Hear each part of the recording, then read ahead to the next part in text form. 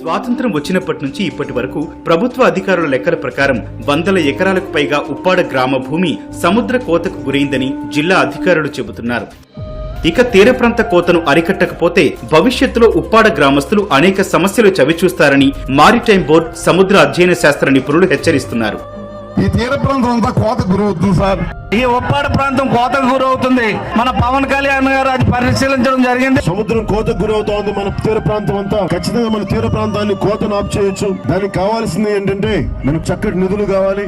ఎలాగైపోతున్నాయండి, తెరకి కొడతా అంటే ఓ గోడ పడిపోవడం, ఇంట్లో ఉన్న తెలుపులు పడిపోవడం. యుద్ధ ప్రాతిపదికన చేయాలి.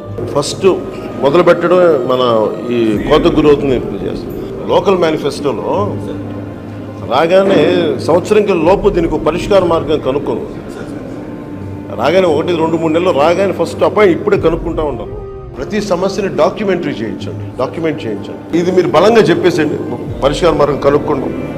మన కొత్తపల్లి, మన ఉప్పాడ తీర ప్రాంతం ఈ 100 సంవత్సరాల్లో 320 ఎకరాలు కోతకు గురైంది.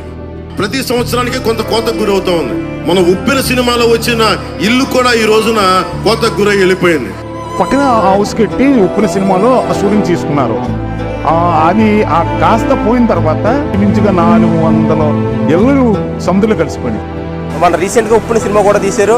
ఆ సినిమా తీసినప్పుడు గంగమ్మ తల్లి జాతర అనే కార్యక్రమంలో అక్కడ ఒక టెంపుల్ ఉంటుంది, రామాలయం టెంపుల్. ఆ టెంపుల్ కూడా కాలగర్భంలో మన రీసెంట్ గా అది కూడా సముద్రంలో కలిసిపోయింది. కెరటాల తాకిడికి కాకినాడ ఉప్పాడ బీచ్ రోడ్డు కూడా అనేక సార్లు ధ్వంసమైంది. నేను ఒకటే మీకు మాటిస్తున్నా, సముద్రపు కోతని అరికడతాం. కేంద్రం సహాయంతో సముద్రపు కోతను ఆపాలంటే కష్టసాధ్యమైన విషయం. ఒక వెల్ ఇంజనీరింగ్ ప్లాన్ కావాలి దానికి. మీ సమస్యల పరిష్కారానికి నేను మీ చేతిలో ఆయుధం. మేము ఎమ్మెల్యే అంటే పిఠాపురం ఎమ్మెల్యేలా ఉండాలి, దేశం అంతా చెప్పిస్తాం. ఉదయం ఉప్పాడ తీర ప్రాంతంలో సముద్రపు కోతను పవన్ కళ్యాణ్ పరిశీలించనున్నారు. ఉప ముఖ్యమంత్రి పవన్ కళ్యాణ్ ఉప్పాడను సందర్శించి జియో ట్యూబ్ రక్షణ గోడలపై ఆరా తీశారు. ఈ నేపథ్యంలో కోత నివారణకు చేపట్టాల్సిన చర్యలపై అధ్యయనం చేసి సమస్యకు పరిష్కారం సూచించాలని అధికారులను ఆయన కోరారు. ఉప్పాడ తీర ప్రాంతం కోతకు గురవుతోందని వెళ్ళి చూసొచ్చాం. మనకున్న ఈ సముద్ర తీరానికి సంబంధించి కేంద్ర రీసెర్చ్ ఇన్స్టిట్యూట్ ఒకటి ఉంది, వారితో కూడా సమీక్ష చేశాను.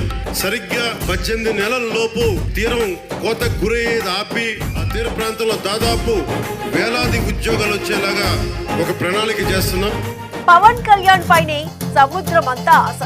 పవన్ కళ్యాణ్ గారు కూడా దానికోసం వచ్చారు, గట్టు కోసం అన్ని మాట్లాడారు. ఢిల్లీ నుంచి టీం వచ్చింది, చూసుకొని వెళ్ళారు. ఉప్పాడ గ్రామ ప్రజలు ఏమైనా కోరుకుంటున్నారంటే ముఖ్యంగా ఒక గట్టు మాత్రమే కోరుకుంటారండి. మీరు ఆ గట్టు వేసేసినట్లయితే మాకు మీరే ఒక ఈ కాలంలో మాకు మంచి దేవుళ్ళ మేము అందరం మిమ్మల్ని కొలుచుకుంటాము.